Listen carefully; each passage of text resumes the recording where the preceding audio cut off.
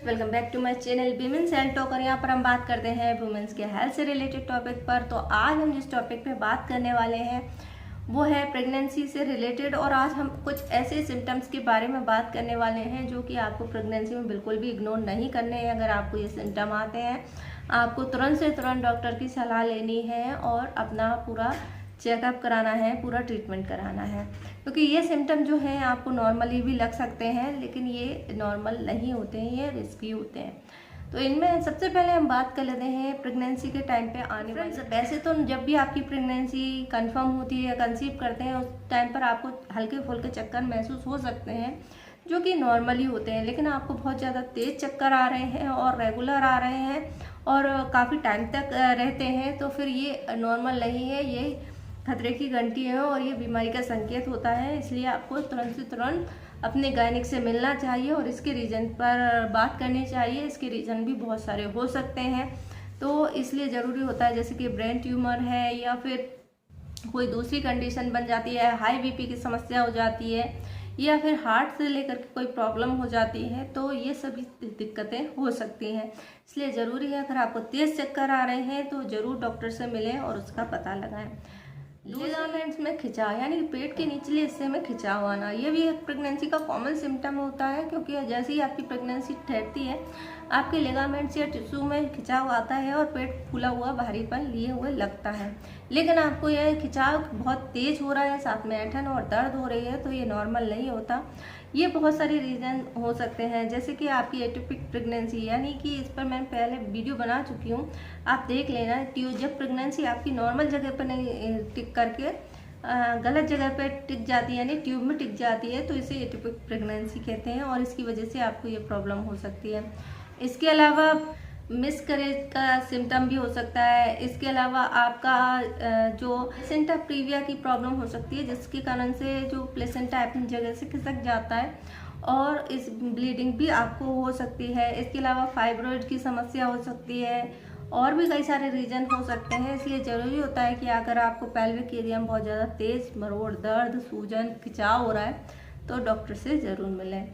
Next condition होती है पेट के ऊपरी हिस्से वाले भाग में या मध्य भाग में आपको बहुत ज़्यादा पेट में जलन हो रही है, एसिडिटी बन रही है, ब्लोटिंग हो रही है, तेज़ दर्द हो रहा है।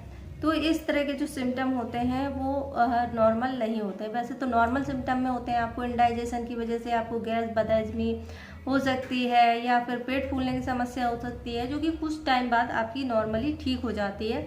थोड़ा हिलेंगे, डुलेंगे या चलेंगे फिरेंगे तो ये ठीक हो जाती है। लेकिन आपको यहाँ बहुत ज़्यादा तेज़ दर्द हो रहा है, ऐंठन हो रहा है, खिंचाव हो रहा है, तो फिर ये प्री एक्लेप्सिया का सिम्टम हो सकता है, जो कि आपकी बहुत सारे कॉम्प्लिकेशंस की वजह बनता है।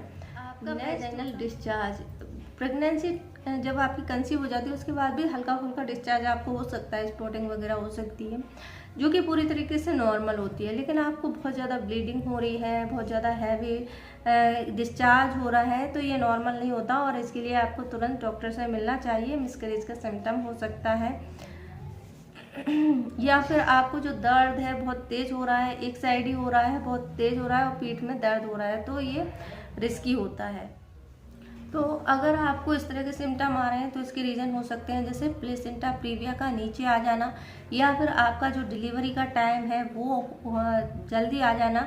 अगर ये 37वें हफ्ते के आसपास हो रहा है तो फिर ये हो सकता है आपकी डिलीवरी की रिलेटेड प्रॉब्लम हो या डिलीवरी की वजह से आपको इस तरह का डिस्चार्ज हो रहा हो, तो आपको इसके लिए तुरंत डॉक्टर से मिल लेना चाहिए। इसके अलावा नेक्स्ट सिम्टम की हम बात होती है लगातार उल्टियाँ आना। तो जब आपकी प्रेगनेंसी ठहरती है तो शुरुआत के 3 महीने में आपको इस तरह की उल्टियाँ आने की समस्या हो सकती है, जो कि मॉर्निंग सिकनेस के नाम से जानी जाती है, जो कि सुबह के टाइम ही होती है, इसलिए इसको मॉर्निंग सिकनेस कहते हैं। और इसके लिए आप क्या कर सकते हैं, इसको कैसे आप प्रॉब्लम से आराम पा सकते हैं, इस पर भी मैंने प्रीवियस में वीडियो बनाई है, तो आप वो देख सकते हैं। और अगर आपको इस तरह की जो उल्टियाँ हैं बहुत ज़्यादा मात्रा में आ रही हैं, 2-3 आती हैं नॉर्मल है, लेकिन अगर आपको पूरे दिन आ रही हैं, बहुत ज़्यादा आ रही हैं, तो ये नॉर्मल नहीं होती हैं और इसके लिए आपको डॉक्टर से मिलना। कंडीशन होती है बुखार आना। तो प्रेगनेंसी में बुखार आना भी एक आम समस्या है, कई लोगों को आ जाता है, लेकिन अगर आपको 99.5 डिग्री से ज़्यादा बुखार रहता है या बुखार जो है उतरने का नाम नहीं ले रहा है, बहुत लंबे समय तक रह रहा है,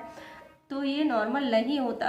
अगर आपको 99.5 डिग्री से ज़्यादा बुखार रहता है और बहुत तेज़ है तो ये नॉर्मल नहीं है। ये इंडिकेशन होता है कि आपको किसी तरह के इन्फेक्शन हो गया है और इसकी वजह से आपके होने वाले शिशु में बहुत ज़्यादा विकृतियाँ आ सकती हैं, मेंटली प्रॉब्लम हो सकती हैं या फिर आपकी जो डिलीवरी है वो समय से पहले हो सकती है। तो अगर आपको इस तरह की प्रॉब्लम हो रही है तो भी आपको डॉक्टर से मिल लेना चाहिए। तो फ्रेंड्स, इस पर एक सवाल आता है कि प्रेगनेंसी में पैरासीटामोल जो टैबलेट है उसका यूज़ कर सकते हैं या नहीं कर सकते हैं। तो इस पर भी मैंने प्रीवियस में वीडियो बनाई है और पैरासीटामोल लेना चाहिए या नहीं लेना चाहिए, किस जगह लेना है, तो किस तरह से लेना है, तो आप उस वीडियो में देख सकते हैं।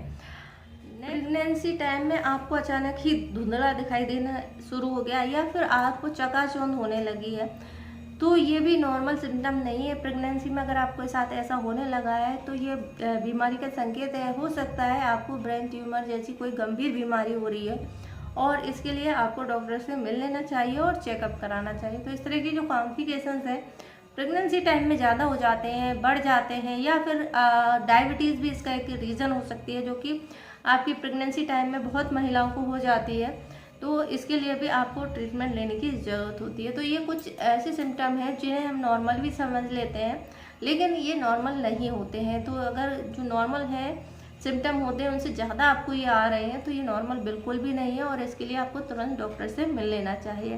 तो आई होप आपको ये जानकारी पसंद आई होगी। जानकारी पसंद आए तो वीडियो को लाइक कर सकते हैं, शेयर कर सकते हैं, बच्चों को सब्सक्राइब कर सकते हैं। वीडियो देखने के लिए आपका धन्यवाद। फ्रेंड्स, अगर आप इन्हीं सभी टॉपिक पर डिटेल वीडियो चाहते हैं तो आप हमें कमेंट्स में बता सकते हैं। हर एक टॉपिक पर आपको डिटेल वीडियो मिल जाएगी। वीडियो देखने के लिए आपका धन्यवाद।